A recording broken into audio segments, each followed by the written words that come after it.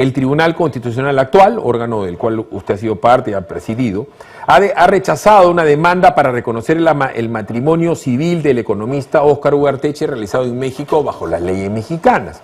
Han votado por rechazar esa demanda los magistrados Ferrero, Manuel Miranda, Ernesto Blume y José Luis Abdón. Y han votado a favor, pero sin mayor suceso, Marianela Ledesma, Carlos Ramos y Eloy Espinosa Saldaña. ¿Cuál es su opinión sobre el caso? En primer lugar, el tribunal se ha manifestado por la improcedencia. O sea, para quien nos escucha, se ha manifestado en torno a las formalidades del pedido y ha señalado de que no reúne las condiciones formales para que el pedido pueda ser estudiado en cuanto al fondo, en cuanto a la naturaleza misma del hecho, ¿no es cierto? Por tanto, y no tenemos la resolución. Por tanto, podemos adelantar un criterio. Cuando se solicita el reconocimiento de una institución jurídica producida en el extranjero, por ejemplo, un divorcio, alguien que se casó en el Perú o se casó en Estados Unidos solicita que ese divorcio se reconozca en el Perú porque posiblemente tienen propiedades, quieren seguir haciendo su vida en el Perú.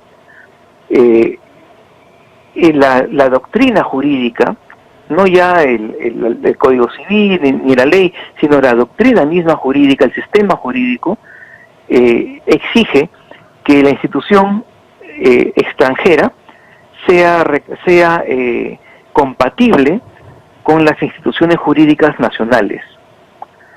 Dicho en otras palabras, si no existiese el divorcio en el Perú, no podría ser reconocido un divorcio producido en Estados Unidos.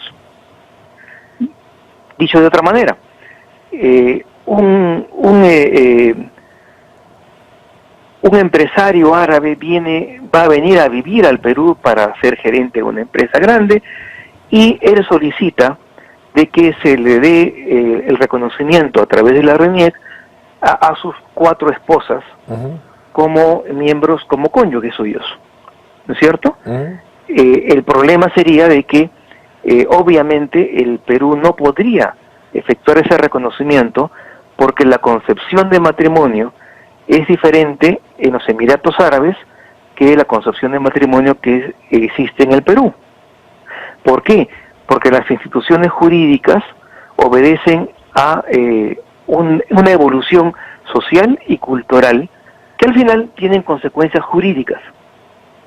Por tanto, el Estado peruano le tendría que decir, no, diga usted quién es su esposa principal y a ella le vamos a dar un DNI y un reconocimiento como su única esposa, porque nosotros no reconocemos, no tenemos la figura del matrimonio plural, digamos. Es el mismo sentido que una sentencia del Tribunal Constitucional podría decirles en cuanto al fondo. Tengo entendido que esta resolución, esta decisión del tribunal obedece a un tema de plazos. A ver. Porque también es cierto que hay un plazo determinado. O sea, el problema es que esto genera una confusión, porque como es obvio, todo el mundo tiene su ideología, su corazoncito, como se dice. Entonces, cuando ha salido la señora Marianela Ledesma, que ha votado a favor de esto, ella ha invocado, y yo lo voy a leer para que el público lo conozca, lo que usted se lo sabe seguramente de memoria, el artículo 4 y el artículo 5 de la Constitución, porque una de las cosas que ella dijo es que en la Constitución no se hablaba de matrimonio hombre-mujer, y además ella dijo que ella había dictaminado como abogada, no como creyente, entonces como que metió su apreciación personal con respecto a algo que está escrito taxativamente, pero también dijo que en el Código Civil sí existía la figura de matrimonio hombre y mujer, pero que el Código Civil tiene una jerarquía menor a la constitucional. Entonces voy a leerle al público del capítulo 2 de los derechos sociales y económicos, el artículo 4 de la Constitución, que dice lo siguiente: la comunidad y el Estado protegen especialmente al niño, al adolescente, a la madre y al anciano en situación de abandono. También protegen a la familia y promueven el matrimonio. Reconocen en estos últimos como institutos naturales y fundamentales de la sociedad. La forma de matrimonio y las causas de separación y de disolución son reguladas por ley. Artículo 5. La unión estable de un varón y una mujer libres de impedimento matrimonial que forman un hogar de hecho da lugar a una comunidad de bienes sujeta al régimen de las sociedades gananciales en cuanto sea aplicable. Acá se habla de hombre o mujer, ¿puede haber matrimonio de hombre con hombre, mujer y mujer según la Constitución vigente? A ver, lo que hemos observado los peruanos, que ya la mayoría son expertos en derecho constitucional, por tantos casos de interpretación que surgen, es de que todo depende de en qué lado nos colocamos para poder interpretarlo a nuestro gusto. Muchas veces un lado, generalmente las personas de izquierda, cuando lo necesitan, dicen de que la Constitución no debe ser interpretada de una manera literal, sino más bien de una manera sistemática, de una manera unitaria. Digamos, la Constitución es un todo, es una unidad que requiere una interpretación sistemática. Lo que dice la presidenta del tribunal es de que como taxativamente, como literalmente, no dice que el matrimonio sea hombre y mujer, entonces la Constitución no se pronuncia al respecto. Obviamente, la Constitución, como usted ha leído, cuando habla de convivencia, de reconocimiento jurídico de la convivencia, que fue un avance social, habla de hombre y mujer. ¿Por qué?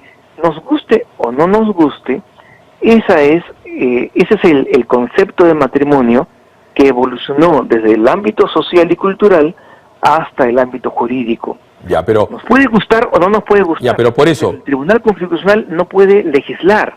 El tema es que la señora también atribuye una interpretación, porque cuando yo leo, dice, también protegen a la familia en el Perú, y especialmente en el año 93, para quedar claro, la familia es papá, mamá, hijos. La familia en el Perú no es papá y papá, no es mamá y mamá. Ellos podrían decir, es que acá no dice hombre y mujer, dicen, y fundamentales de la sociedad. Entonces, ¿qué cosa dicen? Y promueven el matrimonio. Tampoco dice hombre y mujer, pero seguidamente dice, reconocen a estos últimos como institutos naturales y fundamentales de la sociedad.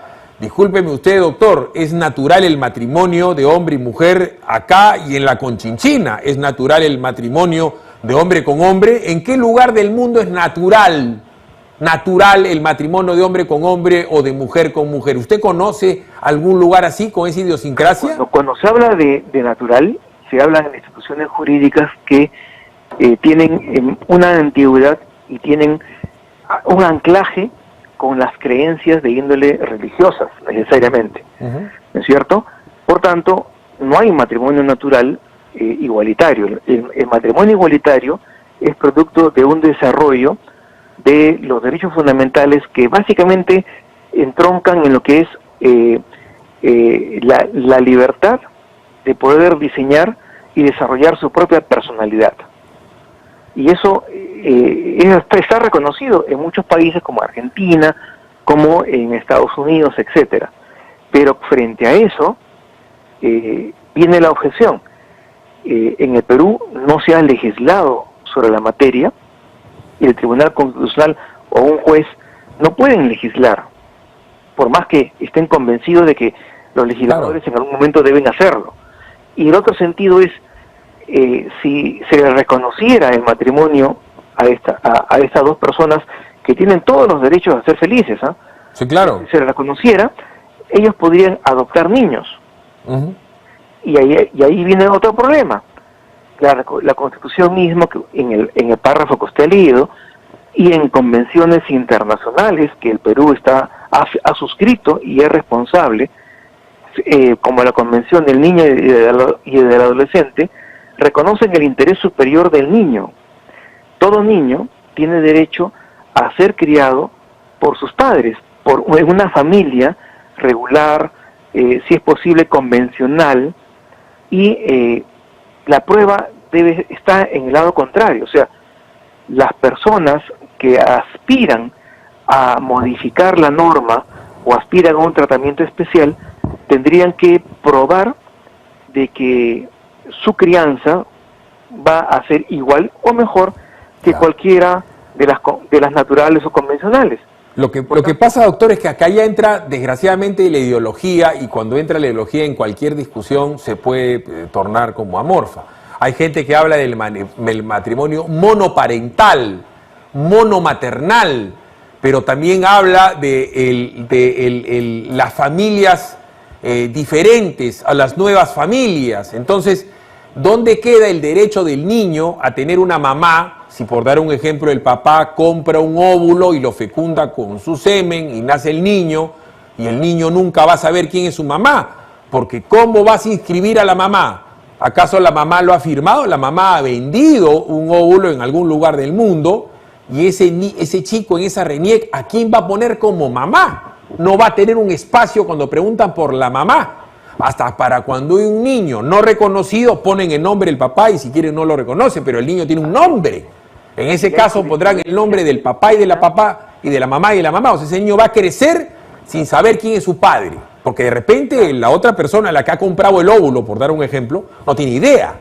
Pero después está el tema que concatena el derecho de los homosexuales o las lesbianas de casarse con el derecho de familia y con el derecho sucesorio. Porque pueden tener hijos previos a ese matrimonio. Inclusive si alguien fuera un multimillonario, como usted sabe que ha pasado acá en el Perú, y es un soltero, los derechos hereditarios de ese soltero son del padre y de la madre. Mientras que si se casase en México, esa persona en México dice: yo acá homologo y yo heredo toda la plata porque soy el heredero natural. Es decir, hay múltiples variantes, doctor, que no contemplan el derecho de familia, el derecho de sucesiones, que como usted dice, son parte de todo un mecanismo de derecho en el Perú, inclusive civil, y todo eso concatena con la Constitución obligatoriamente. O sea, no es tan sencillo hablar del matrimonio igualitario en el Perú. No sé cómo será en otros sitios, pero calculo que debe ser todo un tema muy complejo. Así es, y claro, cuando uno, por ejemplo, tiene la desdicha de crecer sin un padre, ese es porque el destino, la mala fortuna, ha hecho de que la madre, uno sea criado íntegramente por la madre, y obviamente eso arrastra consecuencias psicológicas y consecuencias de personalidad que uno paulatinamente va a tratar de paliar, de moderar, de mitigar, pero reconocer jurídicamente que un niño puede no tener el derecho de ser criado por un padre o por una madre es sumamente grave. O sea, no se puede sustituir la muerte eventual de uno de los padres o de ambos, por último, y ser criado por los tíos o por los abuelos, a un reconocimiento jurídico de ese hecho extraordinario y fatídico, ¿no? Y fatal. O sea, llegar a ese extremo implica una decisión de la asamblea política, que como representante del pueblo sí tiene el derecho y la potestad de determinar cualquier cambio jurídico y cualquier cambio del contexto de una institución jurídica que hoy es concebida de una manera y no de la otra. No, y además, doctor, repito lo que yo siempre digo, o sea, acá es el tema principal. Acá, del tema del matrimonio igualitario, el común de la gente que lo defiende, y yo creo que debería haber una unión civil contractual hecha en un contrato y en una notaría, o sea, ninguno se pone a pensar en las consecuencias jurídicas del derecho de familia y el derecho de sucesiones. O sea, eso es una realidad. O sea, no puedes agarrar y decir que esto está fuera de ello, porque repito, si hay hijos previos al matrimonio, o si adoptan un niño, o si adoptan a dos, o si dos personas que son homosexuales dicen: yo doy el óvulo, yo doy el semen para un óvulo, tú das semen para otro porque quiero tener dos hijos, y se divorcian, ¿quién se lleva a quién? O sea, es muy complejo. La familia es una realidad en las sociedades, independientemente si es una familia constituida bajo un matrimonio civil. La familia es la familia, como que las sucesiones son las sucesiones. Imagínese usted un multimillonario, que el señor Ugarteche, ojalá que sea el caso, sea multimillonario, pero multimillonario de millones y de millones. En el Perú, si el señor muere, quien heredan son sus papás, ¿o no? No heredaría su esposo. Si el señor fuera rico acá, heredan sus padres. Habría una pelea después por esa sucesión.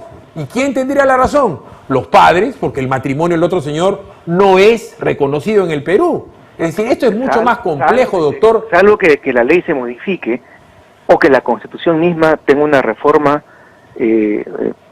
constitucional y las cosas puedan cambiar. Esa es parte de la capacidad de una sociedad de modificar su estatuto social, digamos, ¿no es cierto?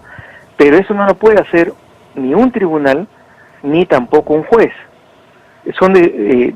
En ningún juez ni ningún colectivo jurisdiccional, como el caso de una alta corte, puede sustituirse a la sociedad. O por último, doctor, usted puso el ejemplo del empresario árabe que venía al Perú. Yo se lo pongo con el señor Badani, que es muy famoso.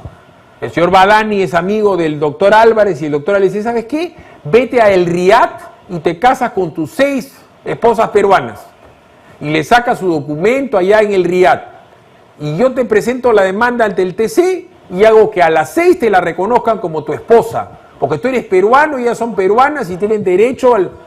Usted también le podría aconsejar eso y viene el señor y estaría en el mismo tenor del señor Ugarteche solicitando que homologuen una ley de Qatar, por dar un ejemplo, o de Emiratos Árabes Unidos acá al Perú. ¿Eso sería factible?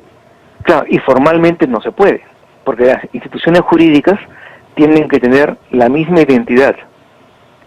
O sea, no se podría en el Perú reconocer a varias esposas porque el matrimonio en el Perú es con una sola esposa, igual con un solo esposo. Y si usted lo quiere tirar de los pelos, usted sabe que en Inglaterra pueden heredar hasta los animales. Y hay nobles ingleses que heredan a su mascota un castillo. Y las mascotas, y dice, al día que se muera mi mascota, lo voy a donar a una institución benéfica, y le nombran un administrador judicial del castillo para que ahí viva a cuerpo rey la mascota. Esas cosas pasan en Inglaterra y son legales allá. El día de mañana ese millonario es peruano y dice, no, yo quiero que en el Perú mi casa también está a nombre de mi mascota, porque en Inglaterra puedo. Tampoco se podía hacer eso acá en el Perú. Claro, no se puede porque en el Perú en el derecho hereditario es producto de la escuela francesa, jurídica francesa, no de la anglosajona, que tiene la libre disponibilidad. Pero además hay lugares en el mundo, doctor, que usted sabe que una persona de 50 años se puede casar con una niña de 12. Entonces también podría venir alguien casado con una niña de 12 años y va a decir, sáquenle su registro de RENIEC con que es casada y tiene 12 años. Eso tampoco se puede. Así es, y alguien podrá decir, eso es un factor religioso. No, simple y llanamente que las instituciones jurídicas tienen un trasfondo social. Entonces, las leyes, el sistema jurídico es legítimo y es legal precisamente porque la sociedad así lo acepta. Correcto. Y parten de un entendimiento cultural. Está en nuestra cultura el hecho de que un cincuentón no puede casarse con una chiquita de 12 años, pero en otros lugares sí es natural y sí es una costumbre. Es más, las familias de la niña insisten y aspiran a casarlas con un millonario, con un comerciante importante. Entonces, lo jurídico está enraizado, quieras o no, en factores sociales y en factores culturales.